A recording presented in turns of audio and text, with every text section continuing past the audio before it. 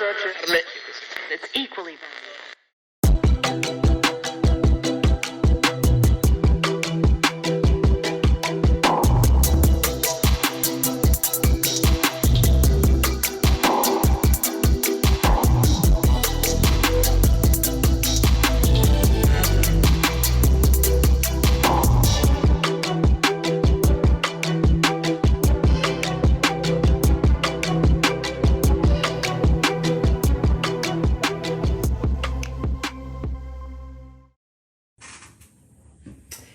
Well, good evening. I'm Franny Knight, I'm Damon Patterson. and this is the KC Dev Report. And we are on episode 13, and this episode is titled Kansas City, Paris of the Plains. And if you were watching our episode last week, we kind of thought from what came from all the information on the Boone Theater and the 18th Divine. development of 18th Divine and Jazz that the Paris of the Plains kind of summed up a lot that was going on in That Kansas era. City at that time, and it just really hit both of us Yeah. that let's do a little bit more with that. That seems very interesting. Definitely. And just to remind you all that we're not developers, we just love We are not developers. We just love Kansas City and development and history and finding really cool stuff out about Kansas City. And I think where you're going with that is we are also not historians. But we could tend to fall in, it seems like when we started this, we were really interested in the development projects going on in Kansas City. And as we're looking at them and why are they happening and who's doing them, it just keeps taking us back to the history. And so Yeah. Damon does most of the research does all the research for these projects, and the history just keeps rolling in. And so we just want to make sure you all know we're not historians, but it's been interesting learning about the history of the development projects that we're talking about. And yeah, we should check our check it. Are you live? Yeah. Is it? Yeah. Yep. Awesome. Okay, we're just doing that sound check. Okay, so Episode 13, Kansas Right. City, Paris of the Plains. So we did this because, like she said, we thought Paris of the Plains was an interesting nickname given to Kansas City, and we've only kind of scratched the surface of it in that last episode that was about 18th and Vine and the Boone Theater development. So we started talking about what we wanted to talk about for the next episode, this one, and we chose Paris of the Plains because we thought it was interesting, and it really is interesting. more so than we even knew. Yeah, more than when we knew. did the history, and I think that we're finding out as every episode we're learning more about what we love, and we'd love to know what you all love too as we talk about this. Anytime you want to give us a comment, please do so during the show. What you find interesting. Also, if you're watching it later or listening to it later, which they can find where. The website or the page. The website is the KCDEVreport.com. So all of our past shows you can go and watch or listen as a podcast on all of the major platforms. And you can also get our show notes, which is pretty much what we create and what guides us during these episodes. So anything we talk about and discuss, all the cool fun facts and stuff, you can either read or download the show notes, and usually there's more in the show notes than what we do during the show because there's always a lot, but you can get those on the website at the KCDevReport.com. And so again, the Paris of the Plains kept coming up, and what Damon and I loved about that about development in Kansas City is as much about what's going on in the arts of Kansas City. And we also started talking about, like, where are we in Kansas City with what makes us unique? Yeah. And As a city. as a city, whole. because it was so unique during that period that we talked about last Which was week. the 1920s, 30s, and even into the 40s and 50s. Right, and so it was pretty happening and pretty hot. Lots of live acts and musicians, and it's almost like we just talked about who are we now and where are we going as development continues, and we hope that by bringing in the history and the art of into our shows, that we can maybe help people who are also thinking about the arts and development at the same time, to kind of maybe guide it a little bit more. So we're considering, actually, we love the Paris of the Plains and what it speaks to us personally, and what we think Kansas City can really be about, has been about, and can be about. We're considering changing the name of our show. So we'd love to hear from you guys. We're thinking of changing it from the KC Dev Report, which is a big move because we've got a lot of things tied up in URLs and all our social media and so forth. But we're thinking about changing this podcast to the Paris of the Plains, because it really does just really grab encompasses the direction of Kansas City from a city planning point of view and where it started. So let us know if you think that's a good move or not. We're kicking it around. We'll see how it goes for us as we think about it. But so let's move on to the show. What do you say? So what does the Paris Plains nickname, where did it come from? Okay, so there's a few reasons that Kansas City gained that name. Some of them are spatial, relating to design, and some are completely social, relating to behavior and culture. So the nickname itself, as it relates to social, may have begun with two journalists who made the comparison to Paris in the 1930s. One was Westbrook Pegler, and the other was Edward Morrow. So here's an excerpt from the article in the Omaha World Herald, written by journalist Edward Morrow in 1938. And it says, and you can find, this is a famous one, if you want to see some sin, forget about Paris and go to Kansas City. That article was comparing, Paris gambling joints and brothels and bars and the red light districts in Kansas City. So that's the first time that I could find that actual phrase, the Paris of the Plains, and the comparison to Paris. And the other was Westbrook Pegler, and it's pretty much the same thing. Kansas City is more like Paris.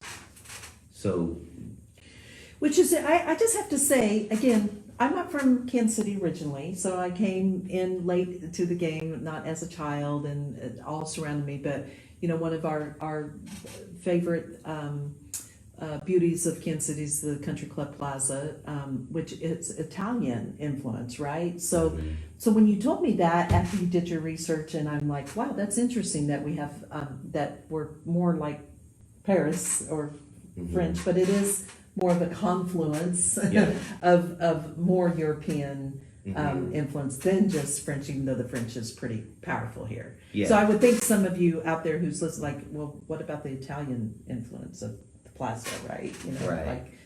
So I just thought that was an interesting. So during the Prohibition, Kansas City had gained a national reputation, which probably why these journalists were picking up on that is because Kansas City was making a lot of noise for having a booming nightlife, spirit of celebration, rebellion, a vast jazz scene, a top garment district. There were hundreds of theaters hosting vaudeville, burlesque, cabaret, hundreds of nightclubs, all-night jam sessions, red light districts, saloons, brothels, a booming stockyard, and during that time, a somewhat bulletproof economy during one of America's most difficult periods, which was leading up to and during the Great Depression. And that era was the 1920s and 30s. And out of that, there was a couple other nicknames,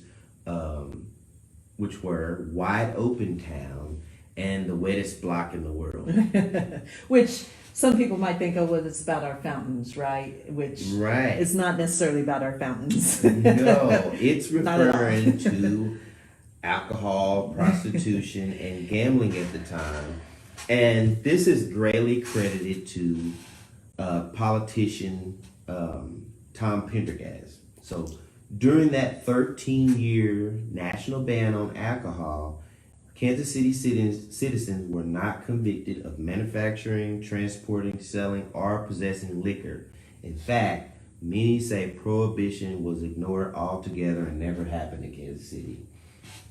That is so amazing. I don't know how many people in Kansas City know all this. Like I know they probably know about Pendergrass. I've heard that, and the Yeah. mafia, and that we did kind of go against prohibition. But I mean, the red light district. I didn't know we had a red light district. Didn't know we had brothels. I didn't know all of that. So this is I'm gonna, like, if anybody wants to give us a comment, I'm ready. Like, did you know? Did you not know? Let us know. Did you know all this? This is pretty big stuff that was going on in Kansas City. So the City of Fountains nickname, which is all tied up in here, is because Kansas City has more fountains than any other city in the United States. In fact, it has the most working fountains in the world, second to Rome. Oh, there we go again. Yeah, there it is again. See? Our European influence. So Kansas City's reputation as a city of fountains can be traced to the first president of the Park Commission, which is August Meyer, and landscape architect and pioneer city planner George Kessler. These two are responsible for developing Kansas City's park and boulevard system, and credited with bringing the City Beautiful movement to Kansas City, inspired by the aesthetics of Paris, France. That's just amazing, right? I had no idea Yeah, I that didn't the fountains were also about Paris. I didn't know. Again. Okay, so since we're talking fountains, and it is one of our big claim to fame, so when was the first fountain built in Kansas City? Okay, the first fountain was constructed in 1898 at 15th and Purcell, simply known as the 15th Street Fountain. Now, again, the Paris influence. The design is inspired by the Latonne Fountain in Paris. It cost $11,000, and it was the original fountain of the public park systems and predates any plaza fountain by a quarter of a century. But it's not there anymore, right? Nope. Yeah. It was, Kansas City likes to tear down stuff. It was dismantled in 1941. Bummer. That's the too bad. But $11,000. That was a lot back then. Yeah, That was quite the investment of our city to put yeah, a fountain like that in. at that time. Yeah, that's pretty amazing. That feels like when when it's a city that actually hadn't hit what is called the City Beautiful movement. We hadn't quite got there. We're just Yeah. creeping towards that, and so the city at the time was not really beautiful yet, right? No, And so it here's this fountain coming in. Still pretty dirty. So let's talk about that, because right after the first fountain, then the City Beautiful movement started to happen. And but like before that, like say a little bit more about what did the city look like before the. Well, if you, we talked about the stockyards a lot. So if you do some reading about people who were traveling to it back then, even some of those journalists, said that Kansas City had a stench, because of the stockyards and all of the livestock. Like it was thousands and thousands of, cows and horses and mules and pigs and meat, and there was a lot of dirt roads, and there really wasn't a system to construction, so it was kind of a shanty looking town for a while, and that's where that Cowtown nickname comes from. So Yeah. this movement, that movement was an effort to beautify Kansas City. Well, and you've also found out that it was also a competition for getting the World's Fair. Is that correct? It was.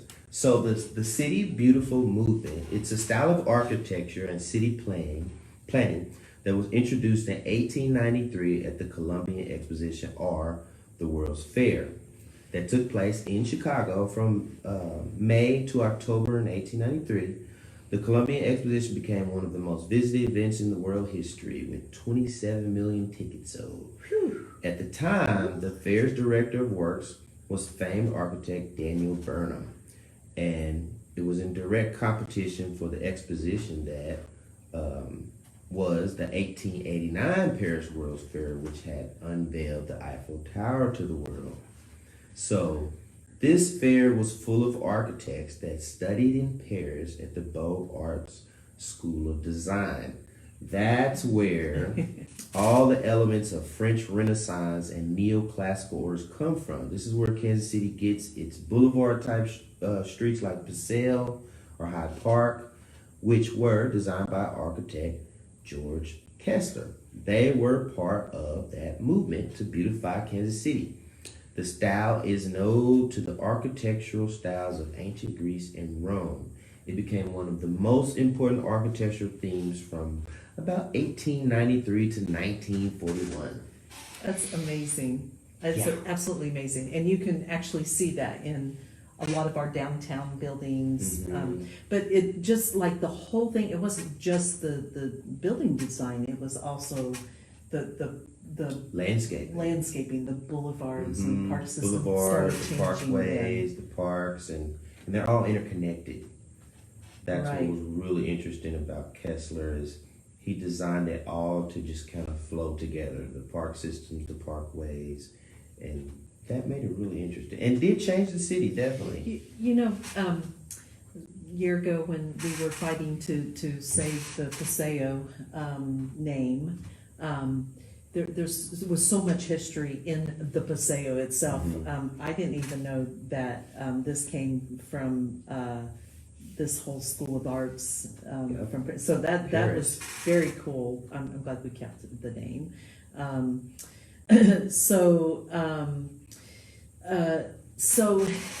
gosh, there's just so many things going on. Yeah, it's Like, a lot. right? Like, It's a lot. so we had not a very pretty city. Got our first fountain.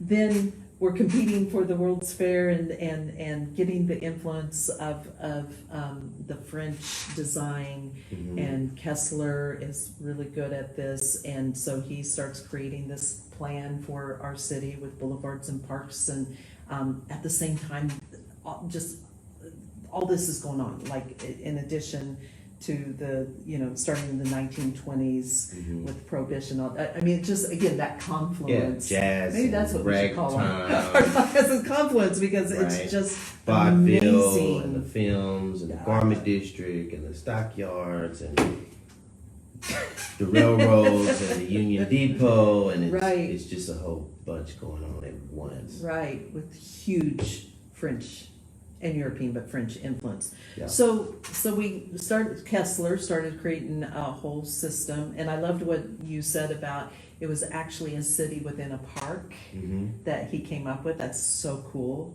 I mean, you got to kind of sit with that for a while, right? Yeah, A city within a park. yeah.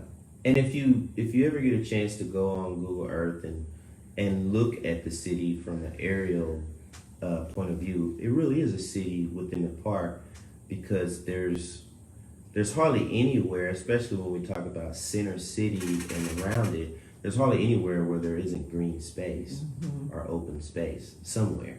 Right. It's kind of like park and boulevard and parkway, and even with the highways and the green space. If you look at it, it's all green space. Right. There's always some green space Right. somewhere around, and that was part of that city plan.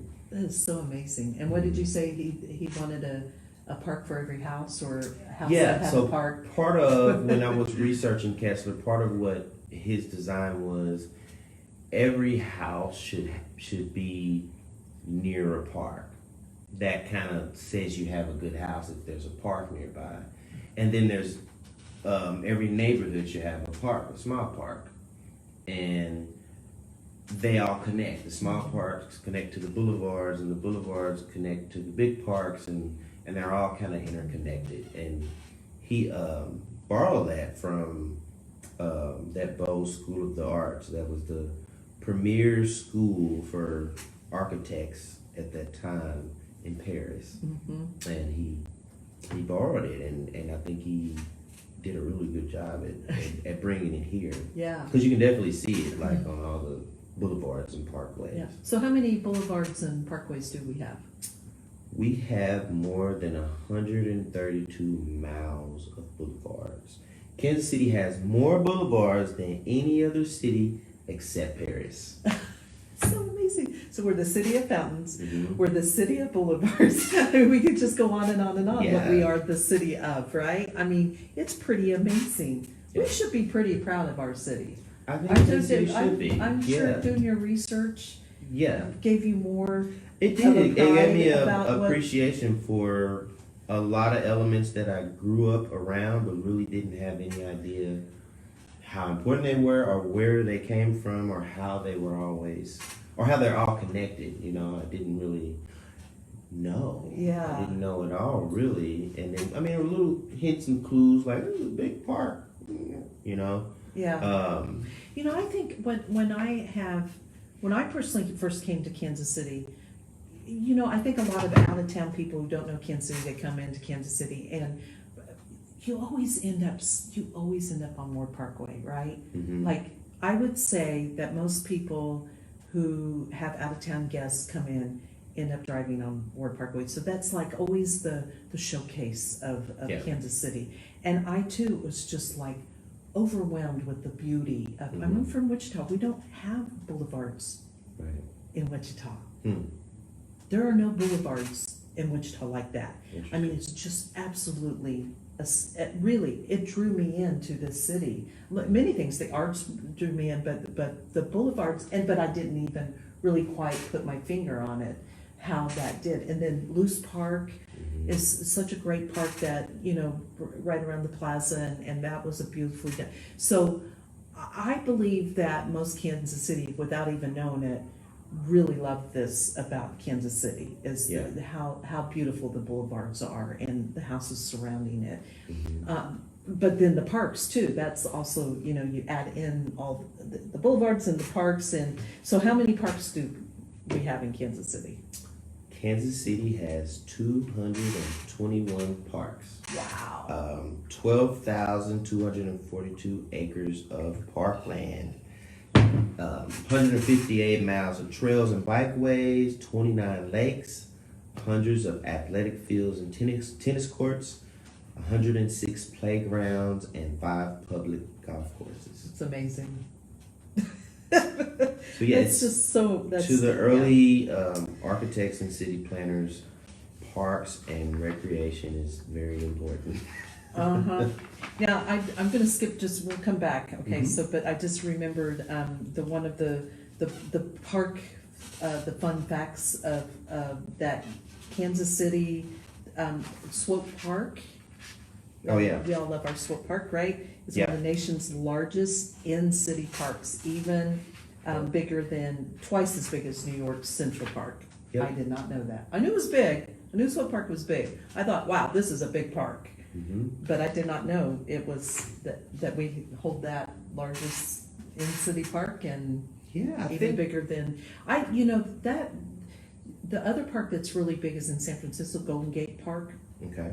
That's pretty big too, so I'd like to see how it compares. I bet you it's close. They're pretty similar, I would think. Yeah, I think Kansas City was definitely the early people, you know, architects, city planners, designers. I think they were definitely going for some, you know, number one this, biggest, the most. Because I just keep finding the most this, the biggest this, second to Chicago, second to Paris, second to Rome, you know, bigger than, what is it, Central Park. You know, I think they were definitely trying to win something. Trying to win Well, if you're something. competing for the World Fair, that's a big thing too, but we never gotten the World Fair, unfortunately. That's not happened, but that's all right. We got all the other stuff instead, which is just as great. Right? So, okay, so let's back up again, but this is Paris of the Plains, so we gotta keep talking, how did that come to be? Why is that a nickname for us? And where is the French connection, right? Like, what are, other French connections to Kansas City. Okay, so this is where the rabbit hole really got crazy, and I was, looking at King Charles and Louis and Napoleon and the founding of, the French connection in Canada and Quebec and French traveling down the Mississippi, and it just kind of really kept going. And so, okay, the French and their influence is almost impossible to separate from what is purely American. America, after all, is a great hybrid melting pot of many cultures and influences. But it is important to remember the land that was included in the Louisiana Purchase, which was 15 states, was French territory, including what is now Kansas City, Missouri. The most noticeable today would be St. Louis, founded by Pierre Laclede in 1764. Detroit was founded by Antoine Cadillac in 1701. Then you have New Orleans, Baton Rouge, the French quarters.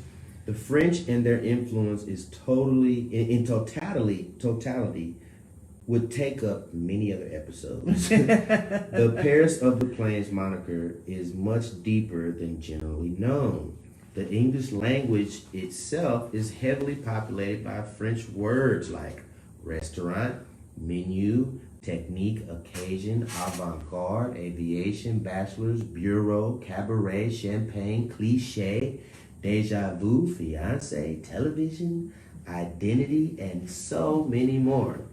Even our parish system of government and use of counties is French in nature. Wow. It's a lot. So, this takes us back to the original question when I was looking for the connection of the Paris and the Plains. Like, what is the French? What is it? And it's funny because we go right back to this. It's like, so, the earliest origins of Kansas City and its French connection date back to the early 1800s when French fur traders arrived on the Missouri River and started building cabins along the river. The town of Kansas was formed in 1838, and a trail connecting the river landing to the Santa Fe Trail in the town of when the town of Westport was established. Mm-hmm. So it's I guess the question is, what is not French influence? the plaza. Right. Although it is too. It's just Yeah. got Italian design. But yes, that does. It seems like it just makes me, every episode we do, it makes me want to go dig deeper into more of what we're talking about. And in school I learned about the Louisiana Purchase, right? Didn't you? Like, Yeah. that was not, I'm sure everybody out there learned about the Louisiana Purchase. Yeah. But it, like, to really understand the influence of it is Think about it, like huge. like the French are all over the place. Mhm. I mean, because you have that Louisiana territory, which is a French territory, but then fast forward after the Louisiana Purchase and the United States is established, and then you have the French architecture come back and even influence the development Right. of the United States, which is interesting. It's Yeah. like, oh wow, it just Yeah. came back. Yeah.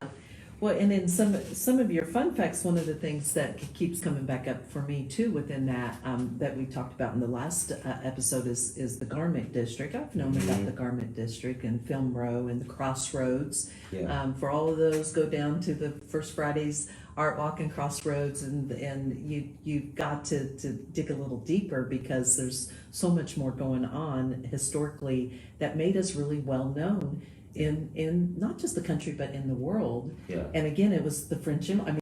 How many garments? What was it? So in the heyday of the Garment District, which would have 86 been factories. the 1940s, Mhm. it was 86 factories that were manufacturing garments in Kansas City. And the fun fact there was, it was said that 1 in 7 American women were wearing clothing that was made in Kansas City. That's how much That's amazing. clothing was coming out of Kansas City's garment district. And my guess is because of the French influence that we had, that it probably wasn't like Prairie on the Plains clothing, right? Like it No. was probably nice, Stylish. fashionable, yes, stylish. Which is a French word. There you go.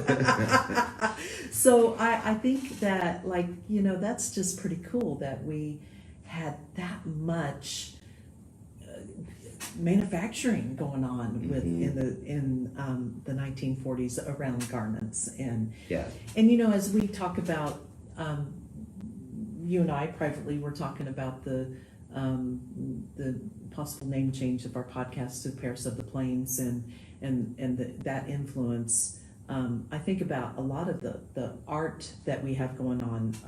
You know, the 18th Street Fashion Show Yep. is huge for such the size of our city. That's a very well known Yeah. production, Mhm. not just in the country but in the world. It's gotten real recognition, and Yeah. and I think it going back to these roots Mhm. that we have in Kansas City with the Yeah, the French fashion and fashion influence. arts, and I think if I could, that era, if I could really try and put a frame around it or sum it up, it was just exciting and thriving. You know, as a city, I think it was just excited about itself. Mm-hmm. You know, and That makes sense. I think it was just, you know, everybody was like trying to win, you know, it was just the whole city was just trying to win, and it was rebellious in its stature. It was rebellious, you know, while the rest of the world, or,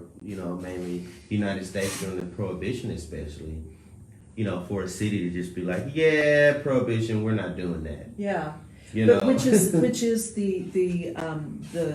creation, the core of art, right? Is yeah, rebellion. Mm-hmm. You know, you're not going And to just expression conform to what everybody's doing, and that's what makes one of the things that makes art so amazing, is just how unique it can be. And so yeah, so this, I love that. That's Yeah. you should write that down. That the city was Excited about about Yeah. itself. That's very cool. I really can see that. And you know, and so I keep thinking about, you know, as we pull the history in to current day and what's in our future, it's like, do you feel like we're excited about ourselves now? What do you think? I think we're trying to be. I think Kansas City's, if we're looking at that era and then we're looking now and what's happening with development as a whole, in the big picture of a city, I think, you know, with the developments that are happening, like the art scene and, you know, old spaces being renovated and brought back to life, the streetcar itself is kind of a redevelopment of something that was, you know, and many things from that era seem to be coming back around. I think even the sports, you know, sports teams doing well and being known throughout the nation and the world is giving the city a celebratory spirit and pride. So I do see it definitely coming back to it. And I had a funny thing when I was researching this stuff.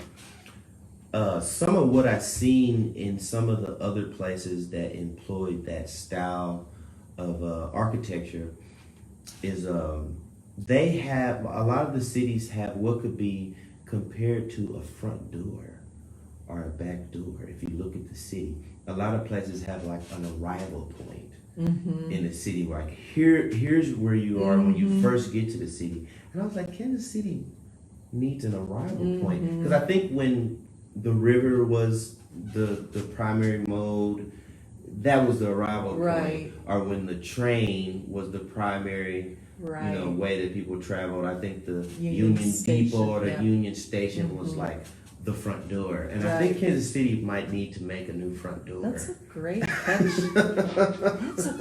idea. I was like, Wow. where's the spot where you're like, hey, I'm in Kansas City. Right. You know, it's Yeah. Welcome in. Welcome to the city. Come on Yeah. in. Yeah, that's very interesting. But I mean, a lot of cities have that. You know, Yeah. where there's certain points you gotta go here, Yeah, or you literally just arrive there. It's like Yeah. close to the bus station or close to the train or the airport or something. And yeah, I think Kansas City might need to redefine its front door. yeah. You know, I don't know what it is, but like that whole Ward Parkway coming into the city, you know, going around the Meyer Fountain Circle there at 63rd Street and Meyer Street, coming into the plaza. I mean, I think That's all interconnected. that is very grand and coming into the city. I feel that's an opening. Yeah. I don't know if it's the opening, Yeah. but I do believe if we had 100 Kansas Cityans sitting here and like, where is our door? Right. It'd be interesting to hear give us an idea. What I'm looking at my phone because that's where I see the comments on here. But or later, like when you watch this later, let us know. What is the door? That's a great.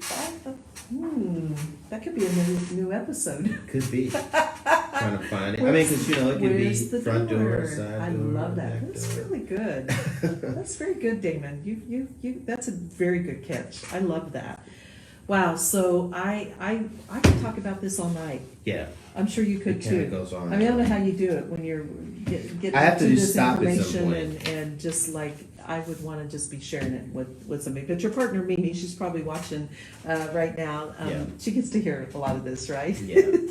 I'm sure she enjoys it. I think it's pretty cool. She's an artist too, so. Mhm. Wow. Okay. Well, I guess we always got to end at some point. This is probably a good place to do it. I hate to end because I want to talk about so much more, but we'll be back next week. Yep. And if you want to see any of the past episodes, you can find them at the website, thekcdevreport.com. If you want to watch it, and if you want to listen as a podcast, you can also find the KC Dev Report on all your major podcast platforms. And you Yes. get the show notes on the website. Yes, and give us some comments. You can. Do we have an email? I don't know. Do we? We don't have an email. Interesting. We have the KC Dev Report at gmail.com. We have that one. Oh, okay. So if you want to email us, We do have a Gmail. the kcdevreport@gmail.com. Email us.